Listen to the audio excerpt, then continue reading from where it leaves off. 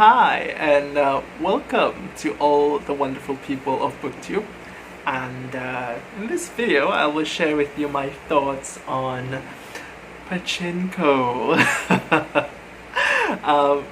Because, I've always wanted to read this book. I bought it sometime last year, I would say early last year, so it was like quite a long time already.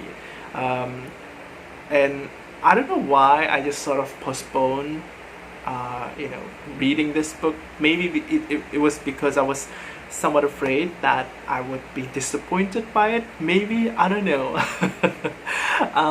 But yeah, I finished this book recently, and this book is good. I really loved it, and I would certainly consider myself as, one of those people who rated this book 5 out of 5 stars, and I know that there are a lot of those people. Like, there are many of you guys. But anyway, Pachinko is a wonderful book, and this is a historical fiction. It is also a multi-generational family saga. So this is a novel that concerns the lives of various family members in a Korean family in the 20th century, and how they sort of navigate their lives as they live as Koreans. They are Korean. As they live in the Japanese society, which is not exactly like the best place to live as a Korean, because they would face a lot of oppression and also discrimination from the mainstream Japanese society at the time. And so this novel sort of details the kinds of difficulties and challenges that they have to face in order to just survive in Japan, largely because they have sort of kind of like lost their homeland because of unpleasant things that happen in history, war, stuff like that. And so it is a very compelling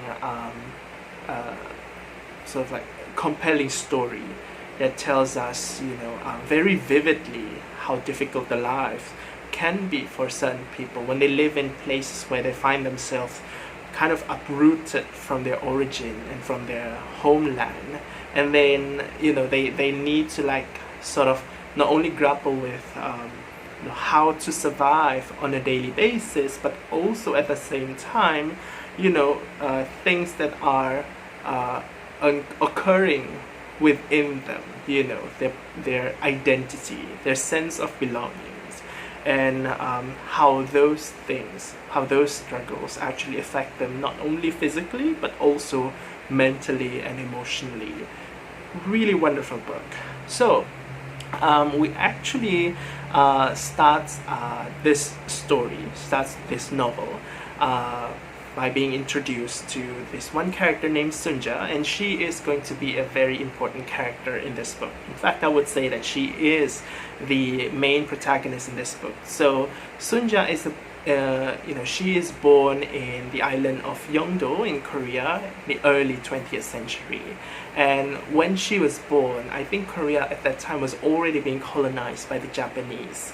And to Soonja, she has not experienced any version of life that is sort of that can be considered pre-colonization. So she has already experienced difficulty and poverty ever since she's born, and as a young girl all the way until she's a teenager, she helps her mother taking care of a humble boarding house where the laborers over there just sort of lodge and sleep and have their meals over there.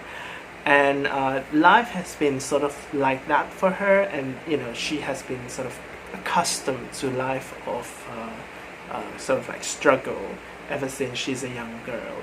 And when she's a teenager, she actually meets this sort of mysterious and seemingly kind of like charismatic and powerful man named Ko Han-soo. And Ko Han-soo is actually interested in Soonja, and they sort of have an affair. But that affair actually results in Soonja getting pregnant. And when she's pregnant, she also finds out that Ko Han-soo actually is a married man, and he already has a family in Osaka, Japan. And so she leaves Ko Han-soo, but now she ends up having to deal with her pregnancy alone. It just so happened at that time, around the similar time, there is a visiting preacher who lives at their who sort of stays at the boarding house. And because Soonja and her mother has been helping this preacher tremendously, this preacher feels sort of indebted to return the favor, and he decides to marry Soonja so that Soonja will not have to proceed with the pregnancy alone and possibly sort of affect the reputation of her and her mother and her boarding house. And Soonja marries this preacher, and both of them move to Osaka, Japan.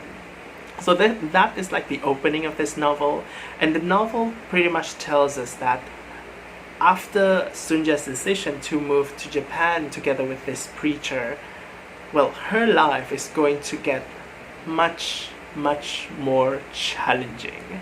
And that is sort of like where the story takes off, and we see the subsequent generations and how they sort of navigate their lives in Japan particularly. I feel that this book, the strength mainly lies on its writing, and I would say that the writing of this book is not exactly flowery. In fact, it is very simple, and I would say that is why this book really works. It's because of its simple writing, and so we end up getting this story in this it's in its really raw and sort of almost naked form. And so I would say this is the case in which the substance is definitely it trumps the style so much. This is a book that does not rely on style in order to be good. I mean, it has its own style, it just does not rely on flowery style, if that makes sense. By style, I mean, by the style that this book has, I mean, it has this sort of detached, it is intimate, but it also feels very detached kind of a style, where this book is told in a third person, told by a third person narrator, omniscient narrator, who knows everything about all of the characters, including what they're thinking about. But at the same time, this narrator does not, or at least that's how I feel about it, this narrator does not linger or invest in any particular character more than any other. I mean, they are sort of characters that can be considered as main, secondary, or background characters, and of course the main and the secondary characters will get more screen time. But you also have the sense that this narrator in this book, the narrator does not put so much emotional investment in any particular character. So you could get the sense that this narrator is somewhat impartial as well. And that actually does not stop you from being emotionally invested in any of those characters, particularly the main characters, because even though the narrator sounds kind of detached, because the writing itself is quite spare, you could feel you feel like you could sort of imagine the lives of these characters much more vividly, and because of that, you are sort of able to imagine what they're feeling inside and the kinds of difficulties that they're facing.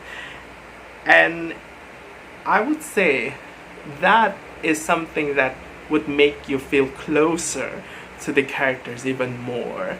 And so yeah, even though the writing style feels kind of detached, you still feel like you're quite intimate with the characters. Now another sort of like side effects of of the writing style being detached is that occasionally you could also see like big events such as people dying or people sort of like die for whatever reason.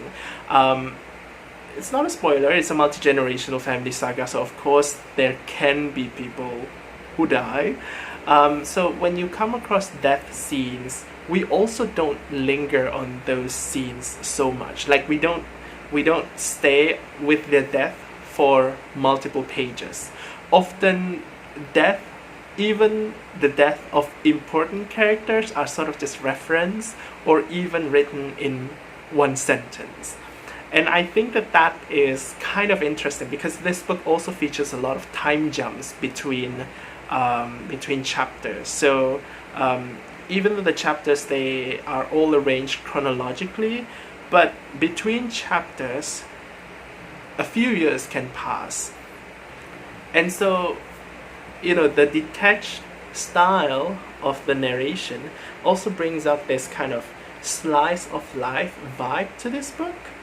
And I guess that is the other side of it. Even though it's detached, but because it has that kind of slice of life vibe, it also feels like it's intimate. I know that those two things probably sound kind of contradictory, and so I feel that if you want to experience that contradiction, you really need to try reading this book and experience it for yourself. Now, another thing that I really like about this book is how it. The book title is of course Pachinko, and Pachinko is something that is featured heavily in this book. And on one hand, you could say that Pachinko parlors in Japan at the time, it sort of carries this kind of negative connotation because of, especially among the mainstream Japanese society,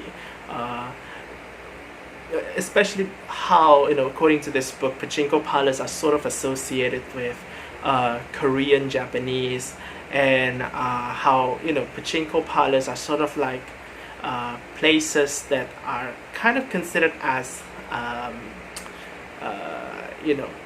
not prestigious or something that is frowned upon by the society. I mean, Pachinko themselves are kind of like gambling or gambling adjacent, and so people don't really respect Pachinko establishment based on what we read in this story.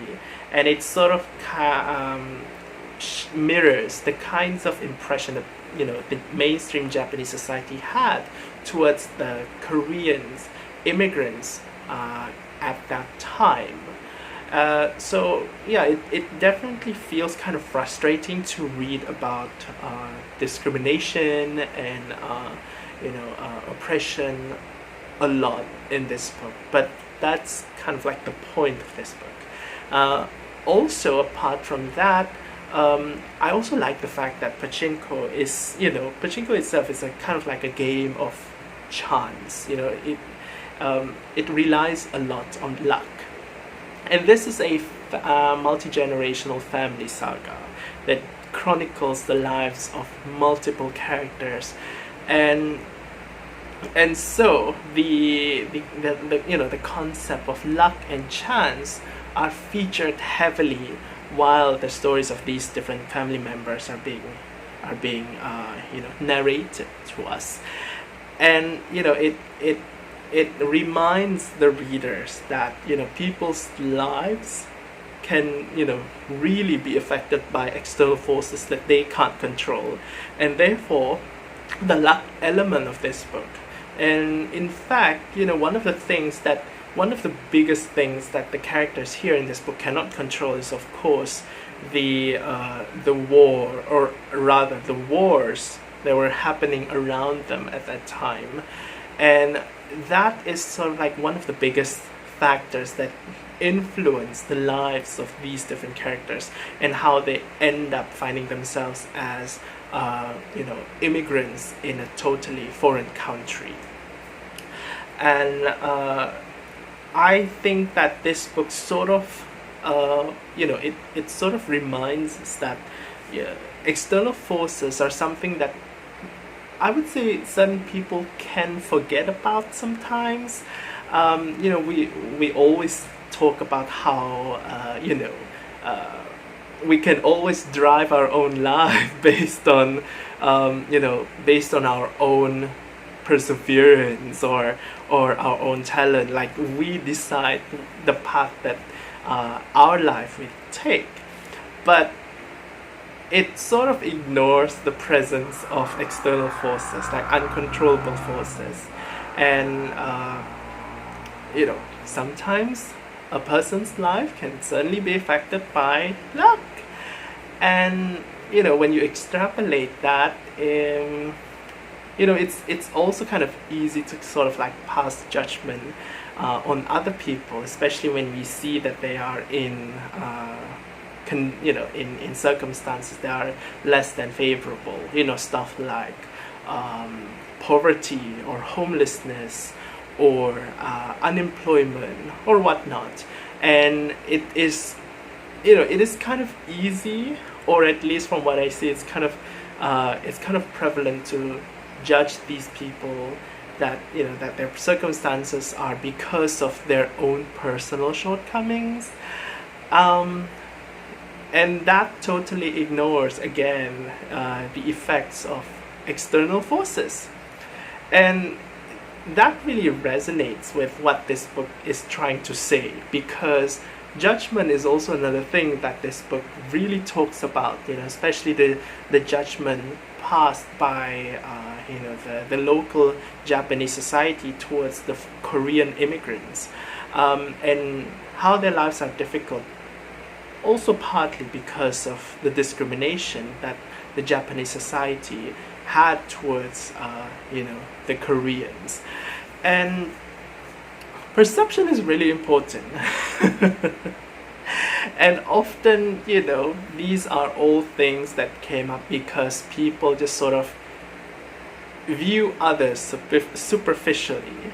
And I really like this book because it, the way that it explores the idea of judgment, and also how it relates to, external forces that people can't control.